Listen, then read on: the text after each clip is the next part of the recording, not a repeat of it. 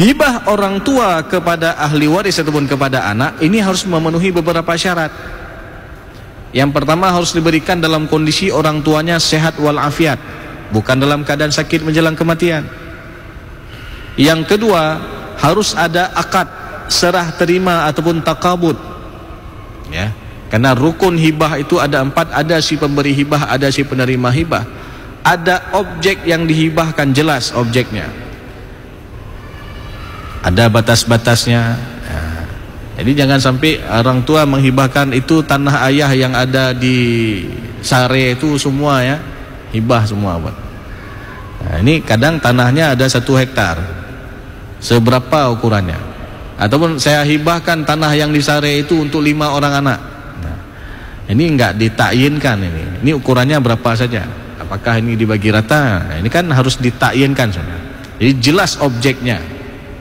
Atau kadang-kadang untuk anak pertama udah dikasih hibah, anak kedua dikasih hibah, anak ketiga orang tuanya bilang sama anaknya, "Nak, untuk abang-abang udah ayah kasih semua. Untuk adik, nanti kalau ayah ada rezeki, ayah bangun rumah buat adik." Nah, kalau ada rezeki, ya. Ini objeknya kan belum jelas, ya. Apakah ini dianggap sebagai hibah? Maka jemaah yang muliakan ya Allah SWT, akadnya ini harus jelas tadi. Jadi objeknya jelas dan ada akad, ya, ataupun serah terima tadi. Jadi kalau sudah sempurna akad hibah, langsung berpindah hak milik. Dan hibah orang tua kepada anak ini juga berlaku prinsip adil.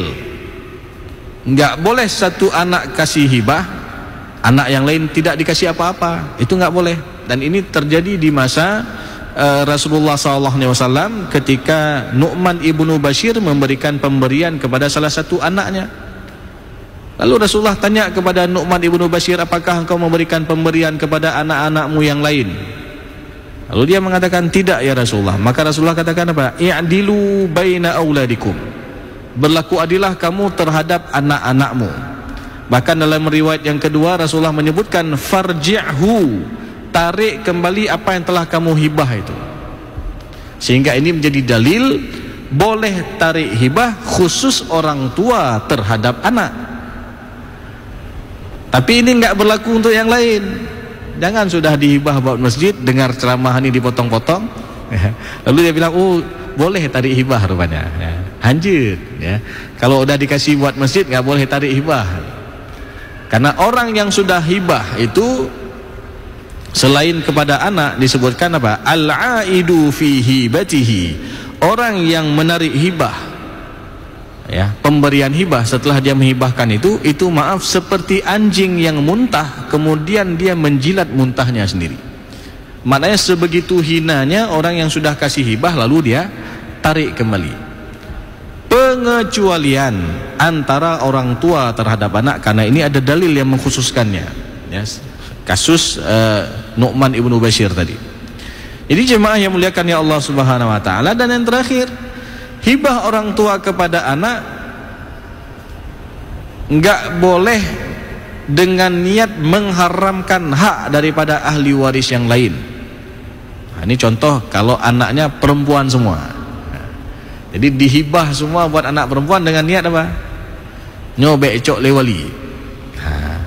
Jadi anak perempuannya katalah ada 1 orang saja. Lalu sebelum meninggal orang tuanya dihibah semua harta itu kepada anak perempuan ini dengan niat apa? Biar enggak dapat untuk walinya, untuk saudara kandung daripada almarhum. Jadi kalau niat di awal tidak baik, biasanya berakhir juga dengan tidak baik. Karena ada beberapa kasus nih, tentu dari kasus-kasus yang ada menjadi pelajaran bagi kita yang masih hidup. Ya, kasus seorang ibu ini kebetulan dia memiliki keturunan hanya 1 anak perempuan tunggal, ya. Lalu kebetulan suaminya sudah meninggal dunia, lalu sampai anak perempuan ini ya sudah menikah, masih tinggal satu rumah dengan mamanya, sampai sudah ada keturunan lagi, ada cucu ibu ini. Jadi suatu hari anak perempuan ini bilang sama maknya, "Mak, mama kan sudah tua, Mak. Kalau bisa rumah induk ini mak balik nama aja atas nama adik. Karena nanti kalau emak meninggal nggak mau urusan sama wali.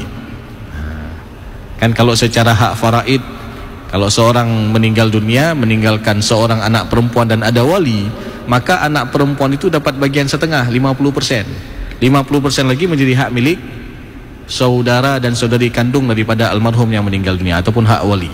Nah, lalu ketika itu mendengar anak ini mengatakan, ya orang tuanya betul juga ya. Nah, akhirnya apa? Dibaliklah sertifikat rumah itu atas nama anak perempuan ini dengan dia buatkan akte hibah. Ya. Nah, lalu apa yang terjadi? Beberapa tahun setelah dibalik sertifikat rumah atas nama anak perempuan ini, apa yang terjadi?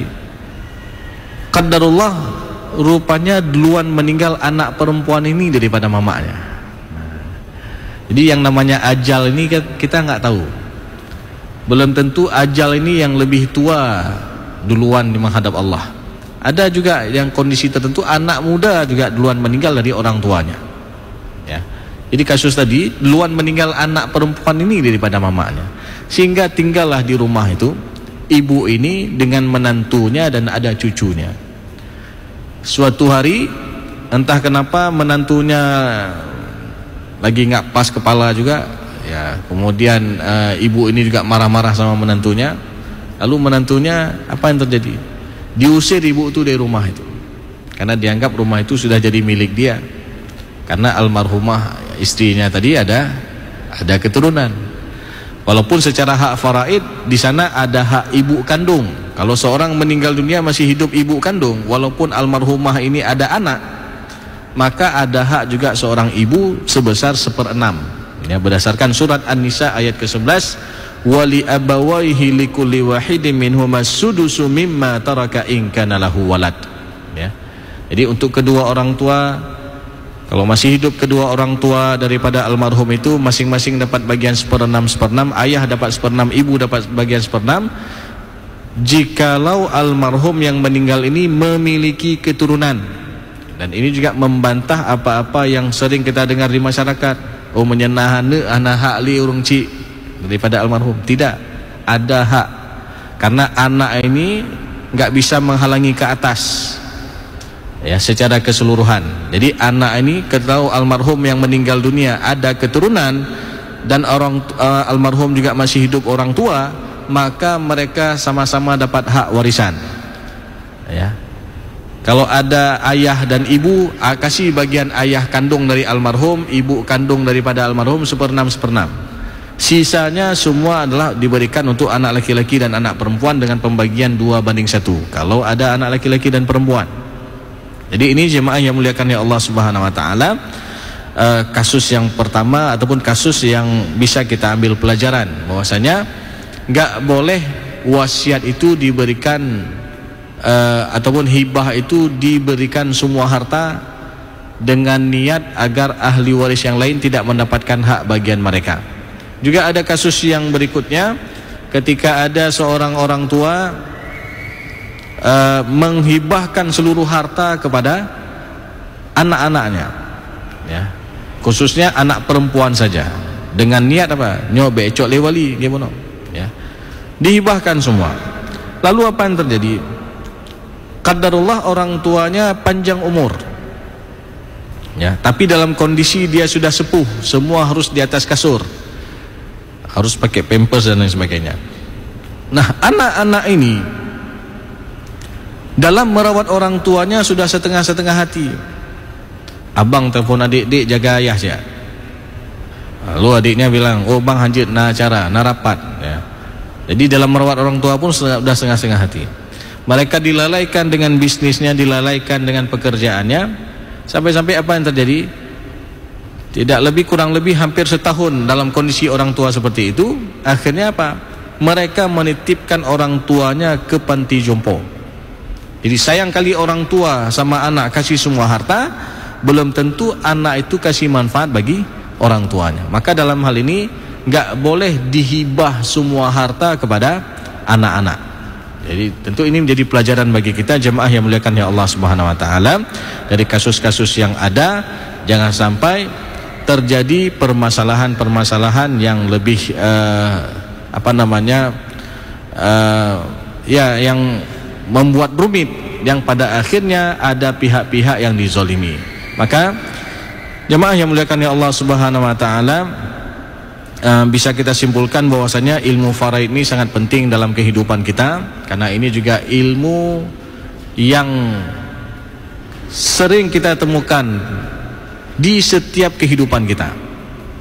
Maka ketika kita mempelajari ilmu faraid ini, kita mengetahui bagaimana cara pembagian warisan secara syariat, dan setidaknya tentu dari harta yang kita dapatkan ini, ketika kita membagi sesuai dengan hukum Allah dan Rasulnya, ada nilai ta'abbudi, ada nilai ketundukan kita kepada Allah Subhanahu wa taala, sehingga setiap harta yang kita dapatkan mampu kita pertanggungjawabkan di hadapan Allah di hari akhir nanti. Mungkin ini saja jemaah yang muliakan ya Allah Subhanahu wa taala. Mudah-mudahan apa yang telah kita sampaikan tadi bisa menjadi ilmu yang bermanfaat dan juga bisa kita aplikasikan dalam kehidupan kita sehari-hari berkaitan dengan pembagian warisan.